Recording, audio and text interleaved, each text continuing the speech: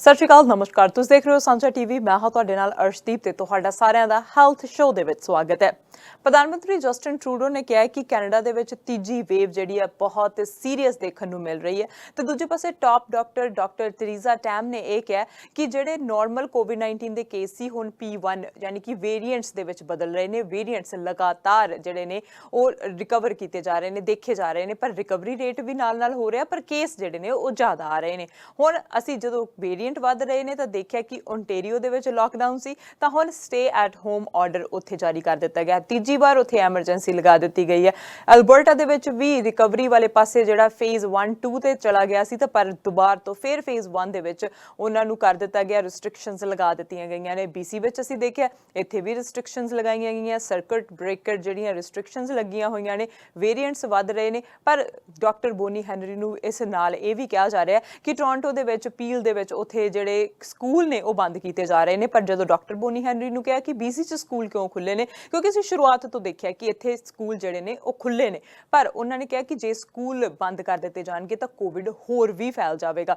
ਅਜਿਹਾ ਕਿਉਂ ਕਿਹਾ ਗਿਆ? ਨਾਲ ਐਸਟਰਾਜੈਨਕਾ ਦੇ ਇੰਜੈਕਸ਼ਨ ਨੂੰ ਲੈ ਕੇ, ਵੈਕਸੀਨ ਨੂੰ ਲੈ ਕੇ ਅਜੇ ਵੀ ਬਹੁਤ ਸਾਰੀ ਕਨਫਿਊਜ਼ਨ ਬਣੀ ਹੋਈ ਹੈ। ਇਹ ਸਾਰੀਆਂ ਗੱਲਾਂ ਕਰਾਂਗੇ ਅੱਜ। ਗੱਲਬਾਤ ਕਰਾਂਗੇ ਡਾਕਟਰ ਪ੍ਰਗਟ ਸਿੰਘ ਪੁਰਜੀ ਦੇ ਨਾਲ। ਆਓ ਉਹਨਾਂ ਦਾ ਸਵਾਗਤ ਕਰਦੇ ਹਾਂ ਤੇ ਉਹਨਾਂ ਦੇ ਨਾਲ ਗੱਲਬਾਤ ਕਰਦੇ ਹਾਂ। ਡਾਕਟਰ ਪੁਰਜੀ, ਸਵਾਗਤ ਹੈ ਜੀ। ਸਤਿ ਸ਼੍ਰੀ ਅਕਾਲ। ਬਹੁਤ ਬਹੁਤ ਧੰਨਵਾਦ ਮੇਰੇ ਪਿਆਰੇ ਬੱਚੇ ਅਰਸ਼ ਜੀ ਤੇ ਸਾਰੇ ਦੇਖਣ ਵਾਲਿਆਂ ਨੂੰ ਪਿਆਰ ਭਰੀ ਸਤਿ ਸ਼੍ਰੀ ਅਕਾਲ, ਨਮਸਤੇ, ਸਲਾਮ ਵਾਲੇਕੁਮ, ਵਾਹਿਗੁਰੂ ਜੀ ਕਾ ਖਾਲਸਾ, ਵਾਹਿਗੁਰੂ ਜੀ ਕੀ ਫਤਿਹ। ਡਾਕਟਰ ਪੁਰਜੀ, ਜਿੱਦਾਂ ਮੈਂ ਦੱਸਿਆ ਕਿ ਕੇਸ ਲਗਾਤਾਰ ਵੱਧ ਰਹੇ ਨੇ। ਵੈਕਸੀਨ ਜਿਵੇਂ ਅਮਰੀਕਾ 'ਚ ਦੇਖਿਆ ਕਿ ਉਹਨਾਂ ਨੇ 100 ਮਿਲੀਅਨ ਤੋਂ ਉੱਤੇ ਲੋਕਾਂ ਨੂੰ ਟੀਕੇ ਲਗਾ ਦਿੱਤੇ, 150 ਮਿਲੀਅਨ ਲਗਾ ਦਿੱਤਾ। ਕੈਨੇਡਾ ਦੇ ਵਿੱਚ ਵੀ ਵੈਕਸੀਨ ਆ ਰਹੀਆਂ ਨੇ, ਵੈਕਸੀਨ ਫਾਰਮੇਸੀਜ਼ ਵੀ ਲੱਗ ਰਹੀਆਂ ਨੇ। ਵੇਰੀਐਂਟ ਕਿਉਂ ਵੱਧ ਰਹੇ ਨੇ? ਡਾਕਟਰ ਤਰੀਜ਼ਾ ਟੈਮ ਨੇ ਕਿਹਾ ਕਿ ਹੁਣ ਜਿਹੜੇ ਨਾਰਮਲ ਕੋਵਿਡ ਰਿਕਵਰ ਕੀਤੇ ਜਾਂਦੇ ਸੀ ਉਹਦੀ ਥਾਂ ਤੇ ਹੁਣ ਵੇਰੀਐਂਟ ਜ਼ਿਆਦਾ ਰਿਕਵਰ ਕੀਤੇ ਜਾਂਦੇ ਆ। ਹਾਂਜੀ, ਇਹੀ ਜਿਹੜਾ ਯੂਰਪ 'ਚ ਹੋਇਆ ਸੀ, ਜਿਹੜਾ ਕੈਂਟ 'ਚ ਬ੍ਰਿਟਿਸ਼ ਵੇਰੀਐਂਟ ਪਹਿਲਾਂ ਸਤੰਬਰ 'ਚ ਪਾਇਆ ਤੇ ਦਸੰਬਰ 'ਚ ਬਹੁਤ ਵੱਡੀ ਮਾਤਰਾ 'ਚ 70% ਕੇਸਿਸ ਵੇਰੀਐਂਟ ਦੇ ਹੀ ਪਾਏ ਜਾ ਰਹੇ ਸੀ। ਹੁਣ BC ਦੇ ਵਿੱਚ ਵੀ, ਵੈਸਟਰਨ ਕੈਨੇਡਾ ਔਰ ਕੈਨੇਡੀਅਨ ਸੂਬਿਆਂ 'ਚ ਵੀ ਅਸੀਂ ਵੇਰੀਐਂਟ ਦੇਖ ਰਹੇ ਹਾਂ ਜੀ। ਬ੍ਰਿਟਿਸ਼ ਵੇਰੀਐਂਟ ਹੈ, ਉਹਦਾ ਨਾਮ B117, ਜਿਹੜਾ ਬ੍ਰਾਜ਼ੀਲ ਦਾ ਉਹਦਾ ਨਾਮ ਹੈਗਾ P1। ਹੁਣ ਜਿਹੜਾ P1 ਹੈਗਾ ਇਹ ਜ਼ਿਆਦਾ ਅਸੀਂ BC ਔਰ ਅਲਬਰਟਾ 'ਚ ਦੇਖ ਰਹੇ ਹਾਂ। BC 'ਚ ਜਿਹੜਾ P1 ਹੈਗਾ, ਜਿਹੜਾ ਸਾਡਾ ਯੂਥ ਹੈ, ਨੌਜਵਾਨ ਆ 20 ਸਾਲ ਤੋਂ 40 ਸਾਲ ਦੇ, ਉਹਨਾਂ ਨੂੰ ਵੀ ਇਨਫੈਕਸ਼ਨ ਕਰ ਰਿਹਾ, ਜਿਹੜੇ ਬਿਲਕੁਲ ਠੀਕ ਠਾਕ ਸਨ। ਔਰ ਕਈ ਹਸਪੀਟਲ ਐਡਮਿਟ ਹੋ ਰਹੇ, ਕਈ ICU 'ਚ, ਔਰ ਕਈਆਂ ਦੀ ਮੌਤ ਵੀ ਹੋਈ ਆ। ਔਰ ਇਹੀ ਵੇਰੀਐਂਟ ਹੈ ਜਿਹਨੇ ਕਨਕਸ ਦੇ ਕਾਫੀ ਪਲੇਅਰਸ ਨੂੰ ਵੀ ਸਿੱਕ ਕੀਤਾ। ਹੁਣ ਜਿਹੜਾ ਪੁਰਾਣਾ ਵਾਇਰਸ ਹੈ ਵੂਹਾਨ ਤੋਂ ਜਿਹੜਾ COVID-19 ਦਾ ਚੱਲਿਆ, ਉਹਨੇ ਕਾਫੀ ਵਾਰ ਆਪਣਾ ਰੂਪਾਂਤਰ ਬਦਲਿਆ ਔਰ ਇਹ 17ਵਾਂ ਰੂਪਾਂਤਰ ਸੀ ਬ੍ਰਿਟਿਸ਼ ਦਾ, 18ਵਾਂ ਤੁਸੀਂ ਬ੍ਰਾਜ਼ੀਲ ਕਹਿ ਸਕਦੇ ਹੋ, 19ਵਾਂ ਸਾਊਥ ਅਫਰੀਕਨ, ਕਈ ਹੋਰ ਵੇਰੀਐਂਟ ਵੀ ਗਾਂ ਚੱਲ ਕੇ ਆਉਣਗੇ। ਹੁਣ ਪ੍ਰੋਬਲਮ ਇਹ ਹੈ ਵੀ ਸਾਡਾ ਜਿਹੜਾ ਇਮਿਊਨ ਸਿਸਟਮ ਆ ਉਹ ਕੋਈ ਵੀ ਚੀਜ਼ ਐਂਟਰੀ ਕਰਦਾ ਤੇ ਉਹਨੂੰ ਫਾਈਟ ਕਰਨ 'ਚ ਸਮਰੱਥ ਹੁੰਦਾ। ਜਿਹੜਾ ਇਹ P1 ਵੇਰੀਐਂਟ ਆ ਇਹ ਆਪਣੇ ਆਪ ਨੂੰ ਕੈਮੋਫਲੇਜ ਕਰਦਾ। ਕੈਮੋਫਲੇਜ ਜਿੱਦਾਂ ਗਿਰਗਿਟ ਹੁੰਦੀ ਆ, ਉਹ ਪੇੜ ਦੇ ਉੱਤੇ ਹੁੰਦੀ ਹੈ, ਜਿਸ ਹਿਸਾਬ ਦਾ ਪੇੜ ਹੈ ਉਸ ਹਿਸਾਬ ਦਾ ਰੰਗ ਕਰ ਲੈਂਦੀ ਹੈ ਨਾ, ਜਾਂ ਆਪਣੇ ਬਸਤਰ ਪਾਉਂਦੇ ਆ ਵੀ ਉਹ ਝਾੜੀਆਂ ਦੇ ਵਿੱਚ ਬਿਲਕੁਲ ਪੱਤੇ ਬੂਟੇ ਵਾਂਗਰ ਲੱਗਣ। ਸੋ ਇਹ ਕੈਮੋਫਲੇਜ ਕਰ ਲੈਂਦਾ, ਇਸ ਲਈ ਸਾਡਾ ਇਮਿਊਨ ਸਿਸਟਮ ਇਹਨੂੰ ਆਇਡੈਂਟੀਫਾਈ ਕਰਨ 'ਚ ਸਮਰੱਥ ਨਹੀਂ ਹੁੰਦਾ ਕਾਫੀ ਵਾਰ। ਇਸ ਲਈ ਇਹਦੀ ਮਾਰ ਜਿਹੜੀ 2.5 ਗੁਣਾ ਜ਼ਿਆਦਾ ਇਨਫੈਕਟਿਵ ਹੈਗਾ ਰੈਗੂਲਰ ਵਾਇਰਸ ਤੋਂ। ਉਸ ਹਿਸਾਬ ਦੇ ਨਾਲ ਹਸਪੀਟਲ ਐਡਮਿਸ਼ਨ, ICU ਐਡਮਿਸ਼ਨ ਤੇ ਮੌਤ ਦੀ ਦਰ ਵੀ ਇਹਦੇ ਨਾਲ ਜ਼ਿਆਦਾ ਪਾਈ ਗਈ ਆ। ਸੋ ਜਿਹੜੇ ਟੀਕੇ ਅਸੀਂ ਲਾਉਂਦੇ ਆ, ਤੁਹਾਡੇ ਇਮਿਊਨ ਸਿਸਟਮ 'ਚ ਐਂਟੀਬੋਡੀਜ਼ ਬਣਾਉਂਦੇ ਆ ਤਾਂ ਕਿ ਕੋਵਿਡ ਅਗਰ ਦੁਬਾਰਾ ਆਵੇ ਤਾਂ ਸਾਡਾ ਇਮਿਊਨ ਸਿਸਟਮ ਔਰ ਸਾਡੇ ਅੰਦਰ ਜਿਹੜੀ ਫੌਜ ਹੈਗੀ ਉਹਨੂੰ ਢਾਹ ਸਕੇ। ਲੇਕਿਨ ਇਹ ਆਪਣੇ ਆਪ ਨੂੰ ਏਦਾਂ ਕਵਰ ਕਰਦਾ ਵੀ ਐਂਟੀਬੋਡੀਜ਼ ਤਾਂ ਹੈਗੀਆਂ, ਲੇਕਿਨ ਐਂਟੀਬੋਡੀ ਇਹਨੂੰ ਪਛਾਣ ਨਹੀਂ ਪਾਉਂਦੀਆਂ ਵੀ ਅੰਦਰ ਬੋਡੀ ਦੇ ਆ ਗਿਆ। ਇਸ ਲਈ ਕਈ ਵਾਰ ਕਈ ਲੋਕੀ ਜ਼ਿਆਦਾ ਸਿੱਕ ਹੋ ਜਾਂਦੇ ਆ P1 ਵੇਰੀਐਂਟ ਤੋਂ। ਔਰ ਜਿਹੜਾ ਇਹ ਹੈਗਾ, ਇਹਨੇ ਆਪਣਾ ਫੁਹਾਰਾ ਜਿਹੜਾ ਵਧਾ ਕੇ ਫਿਰ ਥੱਲੇ ਕਰਕੇ ਹੀ ਜਾਣਾ। ਇਸ ਵੇਲੇ ਆਪਾਂ ਤੀਜੇ ਜਿਹੜੇ ਵੇਵ ਤੇ ਹੈਗੇ ਆ, ਔਰ ਇਹ ਕਾਪੀ ਬਿਲਕੁਲ ਜਿਹੜਾ ਸਪੈਨਿਸ਼ ਫਲੂ 100 ਸਾਲ ਪਹਿਲਾਂ ਆਇਆ ਸੀ ਉਹਦੀ ਚੱਲ ਰਹੀ ਹੈ। ਉਹਦੇ ਵੀ 4 ਵੇਵ ਸੀ ਔਰ ਹਿੰਦੁਸਤਾਨ ਦੇ ਵਿੱਚ ਵੀ ਤੁਸੀਂ ਦੇਖੋ ਨਿਰੰਤਰ ਕੇਸਿਸ ਵੱਧ ਰਹੇ, ਉਹ ਵੀ ਸੈਕਿੰਡ ਵੇਵ 'ਚ ਜਾ ਰਹੇ। ਕੰਟਰੀ ਵੱਖ-ਵੱਖ ਵੇਵ 'ਚ, ਯੂਰਪ 'ਚ ਕੰਟਰੀਆਂ 4th ਵੇਵ 'ਚ ਜਾ ਰਹੀਆਂ, 3rd ਵੇਵ ਹਟ ਕੇ ਫਿਰ ਉੱਤੇ ਨੂੰ ਜਾ ਰਹੇ। ਸੋ ਇਹ ਸਾਰੀਆਂ ਚੀਜ਼ਾਂ ਹੁੰਦੀਆਂ ਰਹਿੰਦੀਆਂ ਕਿਉਂਕਿ ਵਾਇਰਸ ਜਿਹੜਾ ਹੈਗਾ ਸਾਡੇ ਉੱਤੇ ਹਾਵੀ ਆ। 15% ਕੈਨੇਡੀਅਨਸ ਨੂੰ ਟੀਕੇ ਲੱਗ ਚੁੱਕੇ ਆ। ਸਾਡਾ ਪ੍ਰੋਗਰਾਮ ਸਪੀਡ ਫੜ ਰਿਹਾ। ਫਾਰਮਾਸਿਸਟ 'ਚ ਵੀ ਜਿਹੜੇ ਹੈਗੇ ਐਸਟਰਾਜ਼ੈਨੇਕਾ 150 ਫਾਰਮੇਸੀਆਂ 'ਚ ਪਿਛਲੇ ਹਫ਼ਤੇ ਲੋਅਰ ਮੇਨਲੈਂਡ 'ਚ ਮੁਹੱਈਆ ਕਰਾਈ ਸੀ। ਫਾਈਜ਼ਰ ਦੇ ਡੋਜ਼ੇਸ ਜ਼ਿਆਦਾ ਆ ਰਹੇ, ਮੋਡਰਨਾ ਦੇ ਆ ਰਹੇ ਆ। ਔਰ ਮਈ ਤੱਕ ਟੀਚਾ ਹੈਗਾ ਵੀ BC ਦੇ ਵਿੱਚ ਸਾਰਿਆਂ ਨੂੰ 1 ਡੋਜ਼ ਲੱਗ ਜਾਏ। ਸੋ ਕਰੀਬਨ ਮੇਰੇ ਖਿਆਲ ਨਾਲ 7-8 ਹਫ਼ਤਿਆਂ 'ਚ ਉਹਦੇ ਬਾਅਦ ਸੈਕਿੰਡ ਡੋਜ਼ ਵੀ ਲੱਗੂਗਾ। ਔਰ ਬਹੁਤ ਹੱਦ ਤੱਕ ਅਸੀਂ ਔਨ ਟਰੈਕ ਹੈਗੇ ਆ। ਸੈਪਟੰਬਰ ਦਾ ਜਿਹੜਾ ਟੀਚਾ ਸੀ ਪ੍ਰਧਾਨ ਮੰਤਰੀ ਦਾ ਵੀ ਸਾਰਿਆਂ ਨੂੰ ਟੀਕਾਕਰਨ ਹੋ ਜਾਵੇ। ਡਾਕਟਰ ਪੁਰ ਜੀ, ਹੁਣ ਕੋਵਿਡ ਬਹੁਤ ਸਾਰੇ ਲੋਕਾਂ ਨੂੰ ਹੋ ਰਿਹਾ, ਸਾਡੇ ਆਲੇ ਦੁਆਲੇ ਆਸ-ਪਾਸ 'ਚ ਅਸੀਂ ਦੇਖਦੇ ਹਾਂ ਕਿ ਬਹੁਤ ਸਾਰੇ ਲੋਕ ਰਿਕਵਰ ਹੋਏ ਨੇ, ਬਹੁਤ ਸਾਰੇ ਲੋਕਾਂ ਨੂੰ ਜਿਹੜਾ ਕੋਵਿਡ ਦਾ ਵੇਰੀਐਂਟ ਦਾ ਵੀ ਸਾਹਮਣਾ ਕਰਨਾ ਪਿਆ। ਹੁਣ ਜਦੋਂ ਅਸੀਂ ਦੇਖਦੇ ਹਾਂ ਕਿ ਕਿਸੇ ਨੂੰ ਕੋਵਿਡ ਹੋ ਗਿਆ, ਕੋਵਿਡ ਉਹਨਾਂ ਨੂੰ ਪਾਇਆ ਗਿਆ, ਤੇ ਪਰ ਕਈਆਂ ਵਿੱਚ ਏਸਿਮਟੋਮੈਟਿਕ ਹੁੰਦੇ ਆ ਕਿ ਉਹਨਾਂ ਨੇ ਐਵੇਂ ਹੀ, ਅਸੀਂ ਕਿਸੇ ਦੇ ਸੰਪਰਕ ਵਿੱਚ ਆਏ, ਅਸੀਂ ਉਸ ਤੋਂ ਬਾਅਦ ਟੈਸਟ ਕਰਵਾਇਆ, ਅਸੀਂ ਪੋਜ਼ੀਟਿਵ ਆ, ਆਈਸੋਲੇਟ ਕੀਤਾ, ਅਸੀਂ ਠੀਕ ਹੋ ਗਏ, ਥੋੜ੍ਹੀ ਬਹੁਤ ਸਾਨੂੰ ਜਿਹੜੀ ਕਮਜ਼ੋਰੀ ਮਹਿਸੂਸ ਹੋਈ। ਪਰ ਕਈ ਲੋਕਾਂ ਨੂੰ ਬਹੁਤ ਜ਼ਿਆਦਾ ਜਿਹੜੇ ਨੇ ਸਿੰਪਟਮ ਦੇਖਦੇ ਨੇ, ਜਿਵੇਂ ਅਸੀਂ ਦੇਖਿਆ ਕਿ ਬਹੁਤ ਸਾਰੇ ਲੋਕਾਂ ਨੂੰ ਜਿਹੜਾ ਫੀਵਰ ਹੈਗਾ ਆ, ਉਹ ਟੈਂਪਰੇਚਰ ਜਿਹੜਾ ਹਾਈ ਹੋਈ ਰਹਿੰਦਾ ਆ 10 ਤੋਂ 14 ਦਿਨ। ਕੀ ਉਹ ਸਹੀ ਹੈ ਕਿ ਉਸ ਤੋਂ ਬਾਅਦ ਪੋਸਟ ਕੋਵਿਡ ਵੀ ਜਿਹੜੇ ਸਿੰਪਟਮ ਆ ਸਕਦੇ ਆ? ਇੱਦਾਂ ਦਾ ਕੋਈ ਕੇਸ ਸਾਹਮਣੇ ਆਇਆ? ਜਦੋਂ ਤੁਸੀਂ ਗੱਲ ਕੀਤੀ ਆ, ਜਿਹੜੇ ਨਾ ਯੂਥ ਹੈਗੇ ਆ, ਜਿਹੜੇ ਬੱਚੇ ਆ, ਕਈਆਂ 'ਚ ਬੜਾ ਮਾਈਲਡ ਕੇਸਿਸ ਹੁੰਦਾ ਔਰ ਬੱਚਿਆਂ 'ਚ ਏਸਿਮਟੋਮੈਟਿਕ ਵੀ ਹੁੰਦਾ, ਉਹਨਾਂ ਨੂੰ ਸਿੰਪਟਮਸ ਵੀ ਨਹੀਂ ਹੁੰਦੇ। ਜਿਹੜੇ ਸਾਡੀ ਸਟੱਡੀਜ਼ ਆ ਰਹੀਆਂ ਉਹ ਦੱਸ ਰਹੀਆਂ ਵੀ ਹਸਪੀਟਲ 'ਚ ਜਿਹੜੇ ਬੱਚੇ ਅੱਪੜਦੇ ਆ, ਦੇਖੋ ਕੁਛ ਵੀ ਵਜ੍ਹਾ ਕਰਕੇ ਬੱਚੇ ਨੂੰ ਅਗਰ ਜਾਂ ਕਿਸੇ ਸਿਆਣੇ ਨੂੰ ਵੀ ਐਡਮਿਟ ਕਰਨਾ ਤੇ ਉਹਦਾ ਕੋਵਿਡ ਟੈਸਟ ਕੀਤਾ ਜਾਂਦਾ ਤਾਂ ਕਿ ਉਹਨੂੰ ਆਈਸੋਲੇਸ਼ਨ ਕੀਤਾ ਜਾਏ, ਨਹੀਂ ਤਾਂ ਰੈਗੂਲਰਲੀ ਸਾਰਿਆਂ ਨੂੰ ਫੈਲਾਊਗਾ ਉਹ ਵਾਰਡ ਤੇ। ਸੋ ਜਦੋਂ ਬੱਚਿਆਂ ਦੀ ਵਾਰੀ ਆਈ, ਉਹਦੇ ਦੇਖਿਆ ਵੀ ਉਹ ਆਏ ਸੀ ਲੱਤਾਂ ਬਾਹਾਂ ਤੁੜਾ ਕੇ ਕੁਛ ਹੋਰ ਵਜ੍ਹਾ ਕਰਕੇ, ਲੇਕਿਨ ਟੈਸਟ ਕੀਤਾ ਤੇ ਪੋਜ਼ਿਟਿਵ ਆਇਆ, ਉਹਨਾਂ ਨੂੰ ਕੋਈ ਲੱਛਣ ਵੀ ਨਾ ਸੀ 50%। ਤਾਂ ਇਸ ਲਈ ਕਈਆਂ ਨੂੰ ਇਹ ਹੋ ਸਕਦਾ। ਹਾਂ, ਦੂਜੇ ਪਾਸੇ ਕਈਆਂ ਨੂੰ ਐਕਸਟ੍ਰੀਮ ਵੀ ਹੋ ਸਕਦਾ, ਜਿਹੜੀ ਤੁਸੀਂ ਜ਼ਿਕਰ ਕੀਤੀ ਆ ਵੀ ਬੁਖਾਰ ਜਿਹੜਾ ਹਫ਼ਤਾ 10 ਦਿਨ ਹੋ ਗਿਆ ਉਹ ਨਹੀਂ ਟੁੱਟ ਰਿਹਾ। ਐਕਚੁਅਲੀ ਜਿੰਨਾ ਵਾਇਰਲ ਲੋਡ ਬੋਡੀ 'ਚ ਜਾਊਗਾ, ਜ਼ਿਆਦਾ ਲੋਡ ਗਿਆ, ਜ਼ਿਆਦਾ ਬੋਡੀ ਨੇ ਉਹਦੇ ਉੱਤੇ ਇਮਿਊਨ ਸਿਸਟਮ ਨੇ ਉਹਨੂੰ ਫਾਈਟ ਕਰਨ ਦੀ ਕੋਸ਼ਿਸ਼ ਕੀਤੀ। ਜਦੋਂ ਬੁਖਾਰ ਆ ਰਿਹਾ, ਐਕਚੁਅਲੀ ਸਾਡੀ ਬੋਡੀ ਐਂਟੀਬੋਡੀਜ਼ ਬਣਾ ਰਹੀ ਹੈ, ਫੌਜ ਬਣ ਰਹੀ ਹੈ, ਇੱਕ ਲੜਾਈ ਚੱਲ ਰਹੀ ਹੈ ਔਰ ਬੋਡੀ ਨੇ ਜਿੱਤਣਾ।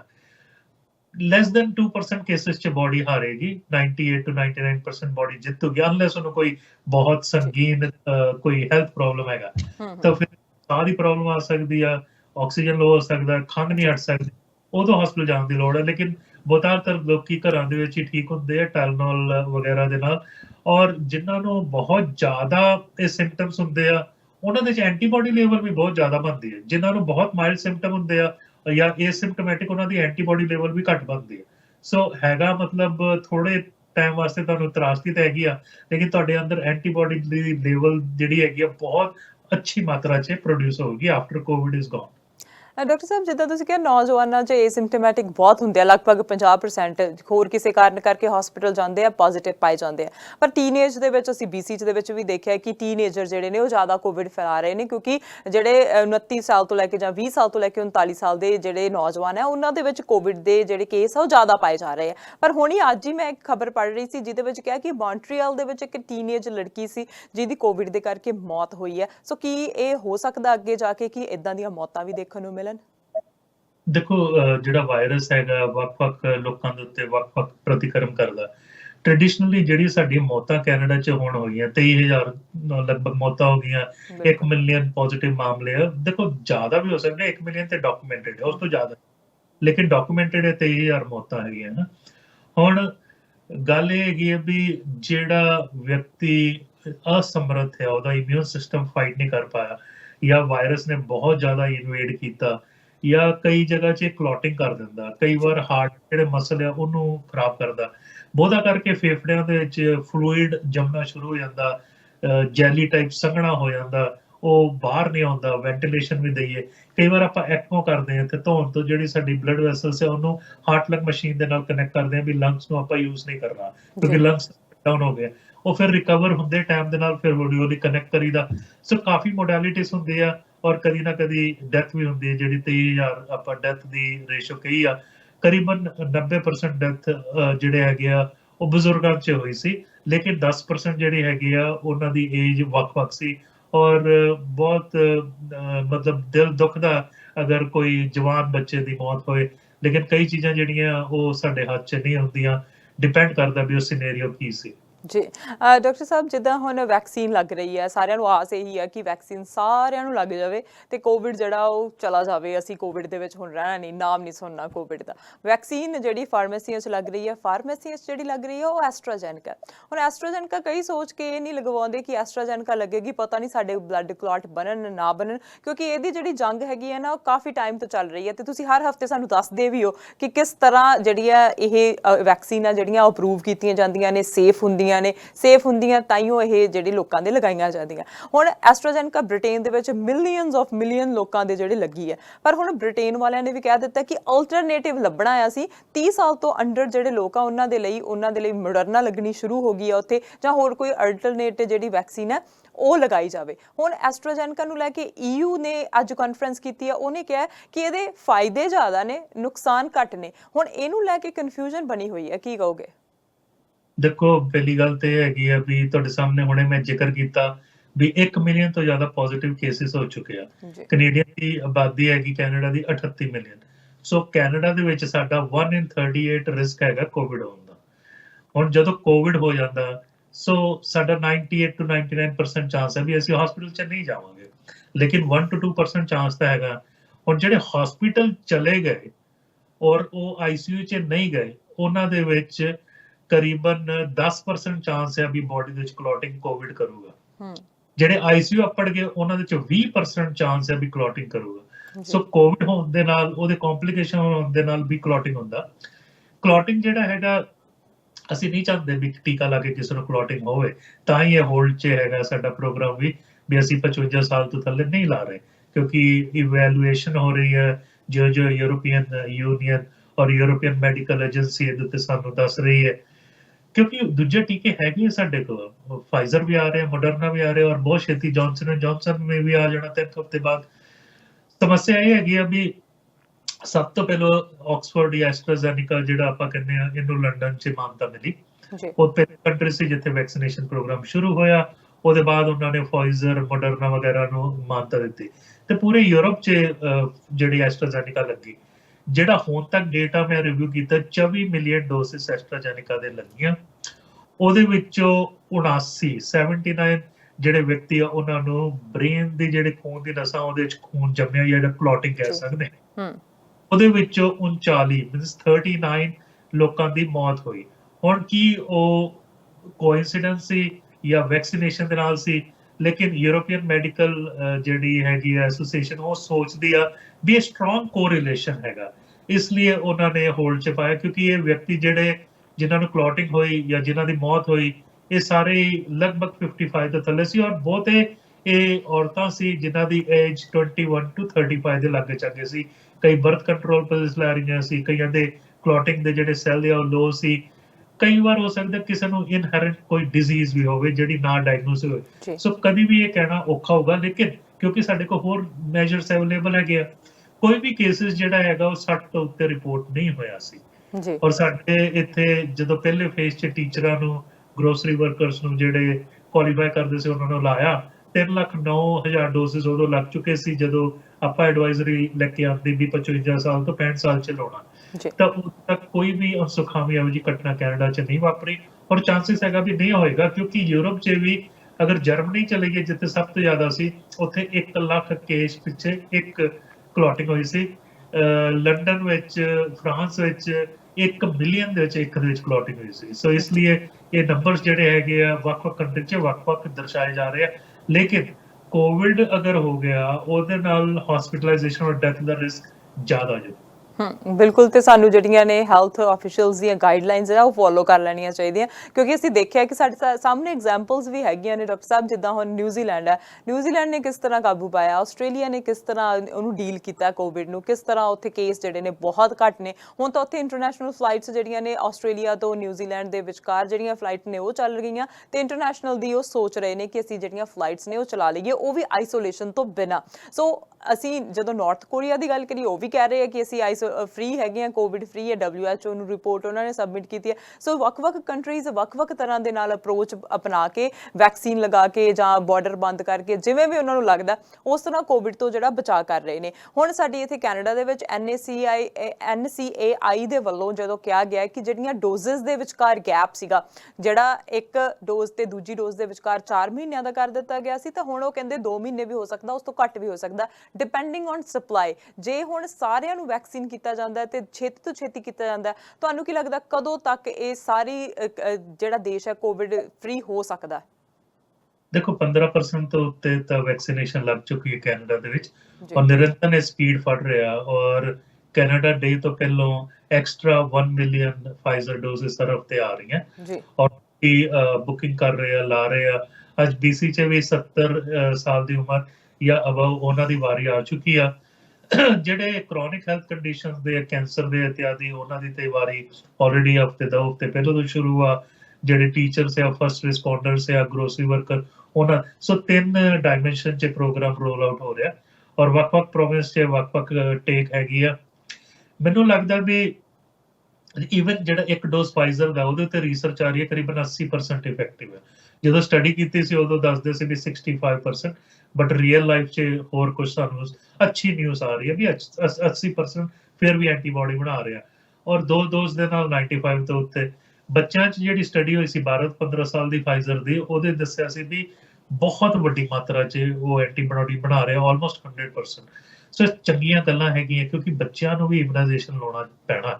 6 ਮਿਲੀਅਨ ਬੱਚਾ ਸਾਡਾ ਜਿਹੜਾ 18 ਸਾਲ ਤੋਂ ਥੱਲੇ ਆ, ਉਹ ਵੀ ਕਾਊਂਟ ਕਰਦਾ ਸਾਡੇ 70 ਤੋਂ 80% ਜਿਹੜਾ ਅਸੀਂ ਚਾਹੁੰਦੇ ਹਾਂ ਟੀਚਾ। ਜਦ ਤੱਕ 70 ਤੋਂ 80% ਆਵਾਮ ਨੂੰ ਉਸ ਕੰਟਰੀ 'ਚ ਟੀਕੇ ਨਹੀਂ ਲੱਗਦੇ, ਤਦ ਤੱਕ ਇਹ ਮਹਾਮਾਰੀ ਪੈਂਡੇਮਿਕ ਤੋਂ ਥੱਲੇ ਨਹੀਂ ਜਾਊਗੀ। ਇਜ਼ਰਾਈਲ ਵੀ 60% ਇਜ਼ਰਾਈਲੀਆਂ ਨੂੰ ਲੱਗ ਚੁੱਕਿਆ, ਕੋਵਿਡ ਥੱਲੇ ਚਲਾ ਗਿਆ। ਸਾਡੇ ਵੀ ਉਹ ਦਿਨ ਹੋਣਗੇ, ਲੇਕਿਨ ਸਾਨੂੰ ਤਿਆਰ ਵਰਤਣਾ ਪੈਣਾ, ਸਾਨੂੰ ਪ੍ਰੀਕਾਸ਼ਨਸ ਰੱਖਣੇ ਪੈਣੇ ਆ, ਪ੍ਰੀਵੈਂਸ਼ਨਸ, ਪਬਲਿਕ ਹੈਲਥ ਗਾਈਡਲਾਈਨਸ ਔਰ ਜਿਹੜੀ ਵੀ ਹਿਦਾਇਤ ਹੈਗੀ ਆ, ਭਾਵੇਂ ਉਹ ਸਾਡੇ ਗਵਰਨਮੈਂਟ ਤੋਂ ਆਉਂਦੀ ਆ, ਡਾਕਟਰ ਬੋਨੀ ਹੈਨਰੀ ਤੋਂ ਆਉਂਦੀ ਆ, ਉਹਨੂੰ ਸਾਨੂੰ ਫੋਲੋ ਕਰਨਾ ਚਾਹੀਦਾ, ਭਾਵੇਂ ਉਹ ਚੰਗੀ ਸਾਨੂੰ ਲੱਗਦੀ ਆ ਨਹੀਂ। ਜੀ ਬਿਲਕੁਲ, ਤੇ ਨਾਲ ਹੁਣ ਸਾਰੇ ਮਾਯੂਸ ਹੈਗੇ ਆ। ਅਸੀਂ ਜਦੋਂ ਦੇਖਦੇ ਆ ਕਿ ਅਸੀਂ ਐਂਟਰ ਹੋ ਗਏ ਅਪ੍ਰੈਲ ਦੇ ਵਿੱਚ, ਅਪ੍ਰੈਲ ਦੇ ਮਹੀਨੇ ਦੇ ਵਿੱਚ ਅਸੀਂ ਦੇਖਿਆ ਕਿ ਬਹੁਤ ਸਾਰੇ ਤਿਉਹਾਰ ਹੈਗੇ ਆ। ਹੁਣ ਈਸਟਰ ਵੀਕਐਂਡ ਲੰਘ ਕੇ ਗਿਆ, ਉਸ ਤੋਂ ਬਾਅਦ ਬਹੁਤ ਸਾਰੇ ਕੇਸ ਰਿਪੋਰਟ ਕੀਤੇ ਗਏ। ਲੱਗਦਾ ਸੀ ਕਿ ਹੋਰ ਪਾਬੰਦੀਆਂ, ਹੋਰ ਰਿਸਟ੍ਰਿਕਸ਼ਨਸ ਜਿਹੜੀਆਂ ਨੇ ਸਾਹਮਣੇ ਆਉਣਗੀਆਂ, ਪਰ 19 ਅਪ੍ਰੈਲ ਤੱਕ BC ਦੇ ਵਿੱਚ ਰਿਸਟ੍ਰਿਕਸ਼ਨਸ ਲੱਗੀਆਂ ਹੋਈਆਂ ਨੇ। ਹੋਰ ਪ੍ਰੋਵਿੰਸਿਸ ਦੇ ਵਿੱਚ 2 ਤੋਂ 3 ਤੋਂ 4 ਵੀਕ ਤੱਕ ਜਿਹੜਾ ਲੋਕਡਾਊਨ, ਸੈਮੀ ਲੋਕਡਾਊਨ ਕਹਿ ਸਕਦੇ ਆ, ਸਟੇ ਐਟ ਹੋਮ ਆਰਡਰ ਜਿਹੜੇ ਨੇ ਉਹ ਜਾਰੀ ਕੀਤੇ ਗਏ ਨੇ।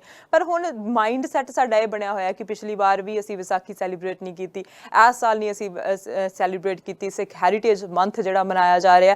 ਪਰ ਹੁਣ ਉਹ ਲੋਕਾਂ ਲਈ ਕੀ ਮੈਸੇਜ ਹੋਵੇਗਾ ਜਿਹੜੇ ਇਸ ਤਰ੍ਹਾਂ ਦੀ ਸੋਚ ਰਹੇ ਨੇ? ਦੇਖੋ, ਇੱਥੇ ਸਟੱਡੀ ਵੀ ਆਈ ਆ ਵੀ ਜਿਨ੍ਹਾਂ ਨੂੰ ਕੋਵਿਡ ਹੋ ਹਟਿਆ, 1/3 35% ਨੇ ਕੋਈ ਨਾ ਕੋਈ ਮਾਨਸਿਕਤਾ ਦੇ ਬਾਰੇ ਜਾਂ ਉਹਨਾਂ ਦੇ ਨਿਊਰੋਲੋਜੀਕਲ ਬ੍ਰੇਨ ਬਾਰੇ ਉਹਨਾਂ ਦੇ ਰੋਗ ਆਏ ਆ। ਜਿਹੜਾ ਨਿਊਰੋਲੋਜਿਸਟ ਆ ਬ੍ਰੇਨ ਦੇ ਰੋਗ ਦੇਖਦਾ, ਜਿੱਦਾਂ ਬ੍ਰੇਨ ਦੇ ਵਿੱਚ ਲਹੂ ਜੰਮ ਜਾਣਾ, ਸਟ੍ਰੋਕ ਹੋ ਜਾਣਾ, ਅੱਖਾਂ ਦੇ ਪਿੱਛੇ ਜਿਹੜੀ ਆ ਝੋਲਾਪਣ ਹੋਣਾ, ਡਿਜ਼ੀਨੈਸ ਹੋਣੀ, ਡਿਮੈਂਸ਼ੀਆ ਹੋਣਾ, ਸਪੀਚ ਦੀ ਪ੍ਰੋਬਲਮ ਹੋਣੀ, ਤੁਰਨ ਫਿਰਨ 'ਚ ਪ੍ਰੋਬਲਮ ਹੋਣੀ, ਇਹ ਤੇ ਹੈਗੇ ਆ ਨਿਊਰੋਲੋਜਿਸਟ ਜਿਹੜਾ ਬ੍ਰੇਨ ਦਾ ਮਾਹਿਰ।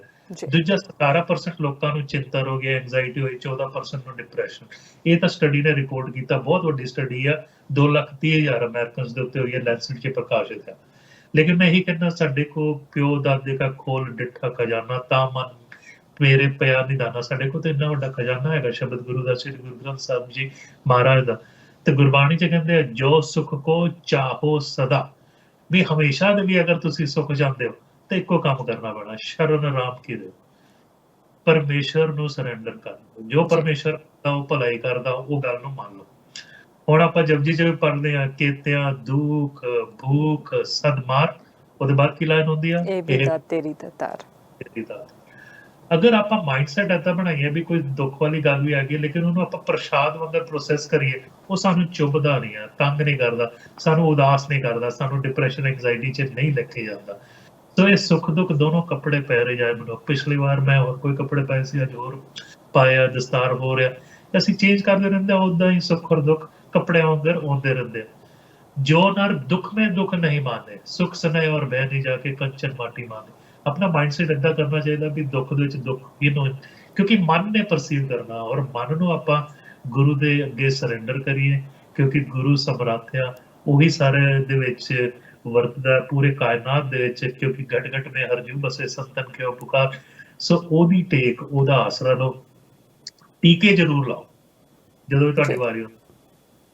7-8 ਘੰਟੇ ਨੀਂਦ ਸੋਵੋ, ਕਿਉਂਕਿ ਨੀਂਦ ਸਹੀ ਹੋਏ ਤੇ ਤੁਹਾਡਾ ਇਮਿਊਨ ਸਿਸਟਮ ਵੀ ਬੂਸਟ ਰਹਿੰਦਾ। ਅੱਛਾ ਖਾਣਾ ਖਾਓ, 1 ਘੰਟਾ ਐਕਸਰਸਾਈਜ਼ ਕਰੋ, ਥੋੜਾ ਅੰਦਰੋਂ ਖੁਸ਼ੀ, ਖੇੜਾ ਔਰ ਚੜ੍ਹਦੀ ਕਲਾ ਚ ਰਹੋ। ਕਿਉਂਕਿ ਜਿਹੜੀ ਸਟੱਡੀ ਆਈ ਆ ਵੀ ਕਿਹੜਾ ਇਨਸਾਨ ਲੰਬੀ ਉਮਰ ਭੋਗਦਾ, ਉਹਦੇ 'ਚ ਆ ਫਲੂ ਦਾ ਵੀ ਟੀਕਾ ਜਿਹੜਾ ਹੈਗਾ ਥੱਲੇ ਸੀ, ਹਾਰਟ ਰੋਗ, ਡਾਇਬਟੀਜ਼, ਮੋਟਾਪਾ ਬਹੁਤ ਥੱਲੇ ਸੀ। ਨੰਬਰ 1 ਫੈਕਟਰ ਸੀ ਸੋਸ਼ਲ ਇੰਟਰੈਕਸ਼ਨ। ਅਸੀਂ ਇੱਕ ਦੂਜੇ ਦੇ ਨਾਲ ਕਿੱਦਾਂ, ਹੁਣ ਡਿਜੀਟਲ ਏਜ ਆ, ਆਪਾਂ ਡਿਜੀਟਲੀ ਵੀ ਇੱਕ ਦੂਜੇ ਦੇ ਨਾਲ ਮਿਲ ਸਕਦੇ ਆ। ਸੋ ਆਪਾਂ ਖੁਸ਼ੀ 'ਚ ਰਹੀਏ, ਖੇੜੇ 'ਚ ਰਹੀਏ, ਗੁਰੂ ਕਿਰਪਾ ਕਰੇਗਾ, ਕਿਉਂਕਿ ਆਨੰਦ ਪਿਆ ਮੇਰੀ ਮਾਏ ਸਤਿਗੁਰੂ ਮੈਂ ਪਾਇਆ, ਸਤਿਗੁਰੂ ਦਾ ਪਾਇਆ ਸਹਿ ਸੇਤੀ ਮਨਮਤੀਆਂ ਵਧਾਈਆਂ। ਰਾਗ ਰਤਨ ਪਰਵਾਰ ਭਰੀਆਂ ਸ਼ਬਦ ਗਾ ਰਹੀਆਂ। ਤੇ ਸ਼ਬਦ ਦੇ ਨਾਲ ਜੁੜੋ, ਸ਼ਬਦ ਤੁਹਾਡਾ ਪਾਰ ਉਤਾਰਾ ਕਰਾਂਗੇ। ਫਿਰ ਅਗਲੇ ਹਫਤੇ ਤੁਹਾਡੇ ਚਰਨ ਪਰਸਾਂਗੇ। ਖੁਸ਼ ਰਹੋ, ਆਬਾਦ ਰਹੋ, ਹੱਸਦੇ ਰਹੋ, ਵਸਦੇ ਰਹੋ। ਬਹੁਤ ਬਹੁਤ ਧੰਨਵਾਦ। ਧੰਨਵਾਦ ਜੀ, ਬਹੁਤ ਬਹੁਤ। ਸੋ ਜਿੱਦਾਂ ਡਾਕਟਰ ਪੁਰ ਜੀ ਨੇ ਕਿਹਾ ਕਿ ਸਾਨੂੰ ਪੋਜ਼ਿਟਿਵ ਰਹਿਣ ਦੀ ਲੋੜ ਹੈਗੀ ਹੈ, ਸਾਨੂੰ ਰੱਬ ਦਾ ਨਾਮ ਲੈਣ ਦੀ ਲੋੜ ਹੈਗੀ ਹੈ, ਸਾਨੂੰ ਜੋ ਕੁਝ ਵੀ ਹੈ ਉਹਦੇ ਹਾਲਾਤਾਂ ਦੇ ਨਾਲ ਤੁਰਨ ਦੀ ਲੋੜ ਹੈਗੀ ਹੈ, ਕਿਉਂਕਿ ਵੈਕਸੀਨ ਜਿਹੜੀ ਨੇ ਉਹ ਲੱਗ ਰਹੀ ਹੈ। ਜੇ ਤੁਹਾਡੀ ਵਾਰੀ ਆ ਚੁੱਕੀ ਹੈ, ਤੁਹਾਡੇ ਸੀਨੀਅਰਸ ਘਰ ਵਿੱਚ ਹੈਗੇ ਨੇ, ਬਜ਼ੁਰਗ ਘਰ ਦੇ ਵਿੱਚ ਹੈਗੇ ਨੇ, ਉਹਨਾਂ ਦੀ ਵਾਰੀ ਆ ਚੁੱਕੀ ਹੈ ਤਾਂ ਉਹਨਾਂ ਦੀ ਅਪਾਇੰਟਮੈਂਟ ਜ਼ਰੂਰ ਬਣਾਓ। ਕੋਵਿਡ ਦੀਆਂ ਗਾਈਡਲਾਈਨਸ ਵਰਤਦੇ ਰਹੋ, ਕਿਉਂਕਿ ਨਾਲ ਹੁਣ ਅਸੀਂ ਦੇਖਦੇ ਹਾਂ ਕਿ ਸਮਰ ਆ ਰਹੀ ਹੈ। ਸਮਰ ਦੇ ਵਿੱਚ ਹੁਣ ਸਾਨੂੰ ਲੱਗਦਾ ਕਿ ਅਸੀਂ ਬਾਹਰ ਜਾਈਏ, ਘੁੰਮੀਏ ਫਿਰੀਏ, ਪਰ ਜਿਵੇਂ ਜਿਹੜੀਆਂ ਰੈਸਟ੍ਰਿਕਸ਼ਨਸ ਹੈਗੀਆਂ ਨੇ, ਜੇ ਪ੍ਰੋਵਿੰਸ ਦੇ ਵਿੱਚ ਨਹੀਂ ਕਿਹਾ ਗਿਆ ਜਾਣ ਨੂੰ ਤਾਂ ਨਾ ਜਾਈਏ, ਤੇ ਅਸੀਂ ਸਿਰਫ ਗਾਈਡਲਾਈਨਸ ਨੂੰ ਫੋਲੋ ਕਰੀਏ। ਤੇ 2-3 ਮਹੀਨੇ ਜੇ ਅਸੀਂ ਇਸ ਤਰ੍ਹਾਂ ਕਰ ਲਵਾਂਗੇ ਤੇ ਉਸ ਤੋਂ ਬਾਅਦ ਅਸੀਂ ਸਾਰੇ ਸਾਲ, ਆਉਣ ਵਾਲੇ ਸਾਲ ਜਿਹੜੇ ਨੇ ਉਹ ਪਹਿਲਾਂ ਦੀ ਤਰ੍ਹਾਂ ਜਿਉ ਸਕਦੇ ਹਾਂ। ਤੁਹਾਡੇ ਤੱਕ ਇਨਫੋਰਮੇਸ਼ਨ ਇਸ ਤਰ੍ਹਾਂ ਹੀ ਪਹੁੰਚਾਉਂਦੇ ਰਵਾਂਗੇ। ਦੇਖਦੇ ਰਹੋ ਸਾਂਝਾ ਟੀਵੀ। ਮੈਨੂੰ ਅਰਸ਼ਦੀਪ ਨੂੰ ਦਿਓ ਇਜਾਜ਼ਤ। ਸਤਿ ਸ਼੍ਰੀ ਅਕਾਲ।